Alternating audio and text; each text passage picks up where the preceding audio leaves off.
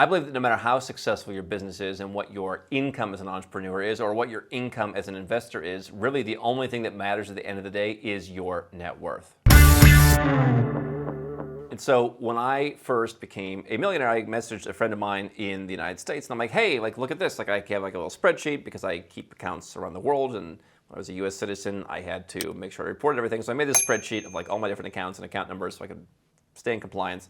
And I said, hey, I can just kind of calculate my net worth, liquid net worth here. I'd never really include enterprise values of companies unless someone's maybe an offer. But I sent him this screenshot of like, hey, look at this. I just did it. I finally did it. And he's like, okay, congratulations. What is your next goal? And I'm like, 2 million. He's like, no, you want to figure out, like, you got to think bigger. And what he suggested is what I would call orders of magnitude. And so I'm going to talk about that today and why I think net worth is more important and how what we talk about here at Nomad Capitalist can help you get there. If it's your first time here, I'm Andrew Henderson, founder of Nomad Capitalist. We're a boutique consulting firm that helps 7- and 8-figure entrepreneurs and investors, people who have the screenshot with the 7 digits or more, legally go where you're treated best. You can learn more at nomadcapitalist.com. So the way that the financial industry defines it is you've got a high net worth individual, and I see different calculations, by the way, being taken into account where some people call it, liquid net worth. Some people include like home equity. So you get different numbers, like how many millionaires are there in the United States? You'll see different numbers because obviously in some countries, if you bought your house 10 years ago, right, you're probably a millionaire, but that's not really what we're talking about necessarily here. So high net worth individual is $1 million. Then the next level, the order of magnitude that's next is the very high net worth individual. And so that's generally considered $5 million. And then the next level is the ultra high net worth individual, which is considered $30 million. And so the advice from my friend was like, yeah, don't be focused on just getting from 1 million to the next, because obviously the first million is the hardest, the first 100,000 in income is the hardest, the first whatever is the hardest. Once you have $1 million, how are you going to scale those skills? How are you going to scale that capital to go to the next order of magnitude? And I guess once you get to ultra high net worth individual, you could look at being a centimillionaire, $100 million, and then kind of go from there. And so as a lifelong entrepreneur, I think a lot of people who are entrepreneurs look at income. Part of that is entrepreneurs like to spend money. And I think people who are confident in their entrepreneurial skills, like, hey, I make it, I spend it, and I live a great life, and I know I'll always be on to the next thing. I never had that confidence. I was like, hey, like this could end like tomorrow, and so like I want to save money and invest money, and like yes, I'll put money back into businesses.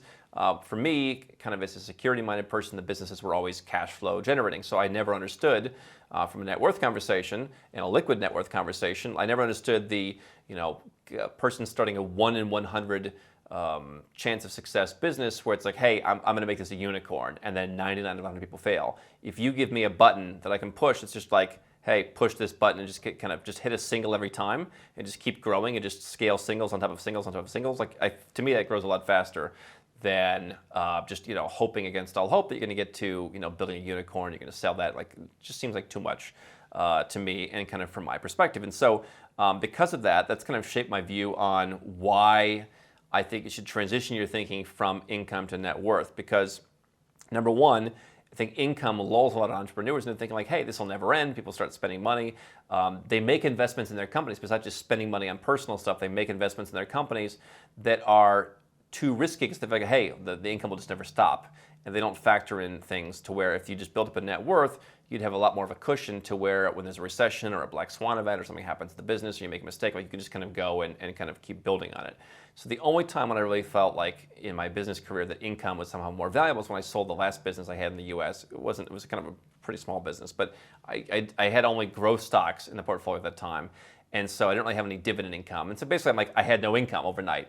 And it kind of bothered me, to be honest. Like, wait a second, I have no income. I'm eating into the principal. Like, wait a second, what's that? And it bothered me because I'm eating into my net worth. Like, how am I going to replace that? And my thought was like, I got to figure out something to make some more money.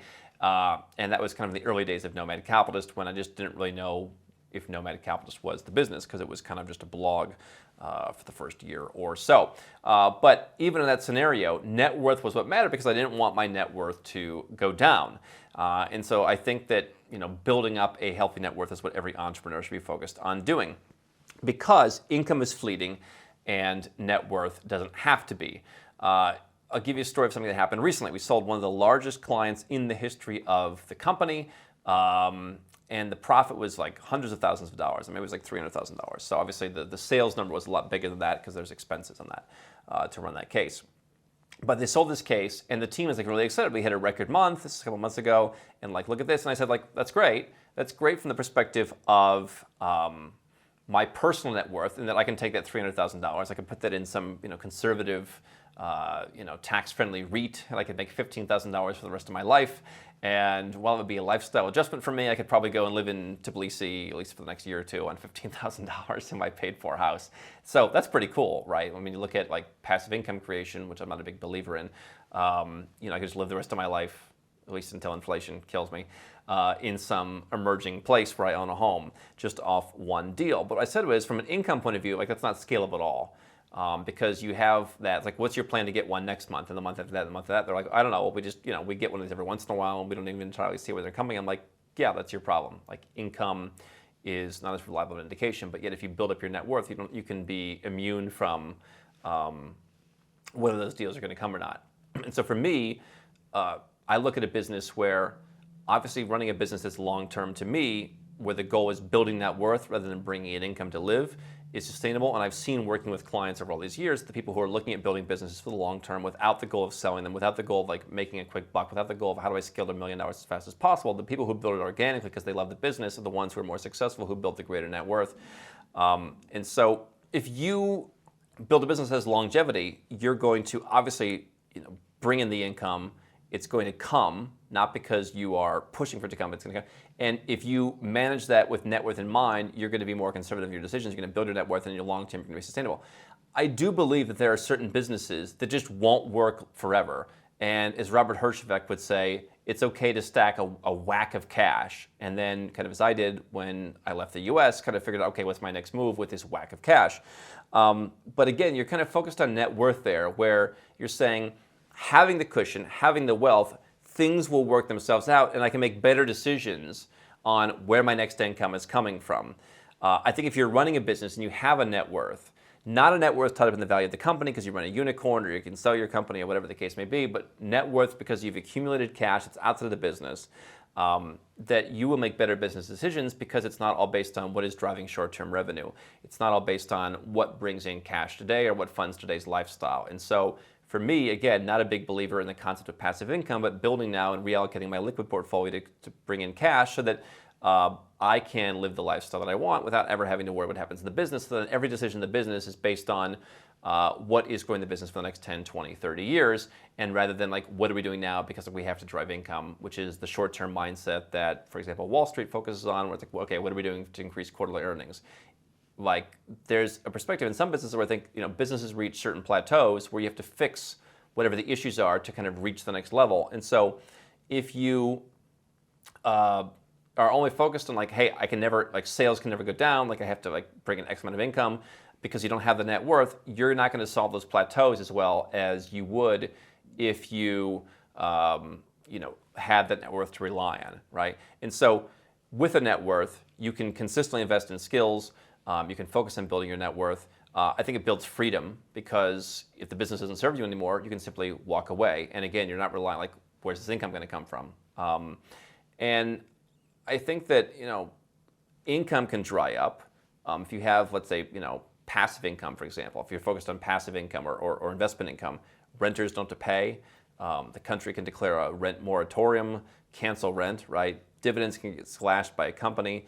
Interest rates can go to zero if you're saving in like term deposits or fixed income, things like that. So if you're getting income from sources you don't control outside of a business, you're absolutely reliant on net worth. But even if you're in a business, even if you think you control your income, there's so many potential black swan events that can come and hit your income that you have to have some kind of net worth. And so for me, the perspective of being overseas allows someone to comfortably build a net worth by saying, hey, I'm going to take my tax rate from 40% to 0%, and I'm going to, rather than paying that in tax, and rather than using that and spending it on the party scene in Dubai, I'm going to channel it over here, and I'm going to have a diversified portfolio to where I'm not entirely reliant on the business, and therefore the business thrives more because the business isn't my entire life, and I can make better decisions on that. And so for me, how much income you have is relevant to a certain point, and certainly like when you're young, right, you only have an income, and so your decisions that you make at that point are relevant. But the only thing that I value long-term financially is net worth. It's far more sustainable to me, and it causes all the better decisions that bring more freedom. So for me, like if I say someone has a $30 million net worth versus someone has a $3 million income, generally speaking, the $30 million net worth person makes better decisions in terms of how do I insure against my citizenship? How do I insure against all these different crazy events that could happen? Because they are looking from a longer term position. And they're saying, like, what are the events that are going to happen in the next 10, 20 years versus the income-minded person who's like, okay, like, how am I saving tax? Relevant to get to the net worth point, not so much relevant on its own. And so you can build wealth faster if you're overseas. You can be prepared. And I think that's really why offshore and saving money and putting more money into your net worth and being able to do so while maintaining some kind of lifestyle, not having to scrimp and save, is much more contributing to someone who believes that net worth is the only thing that matters. And that's what I believe.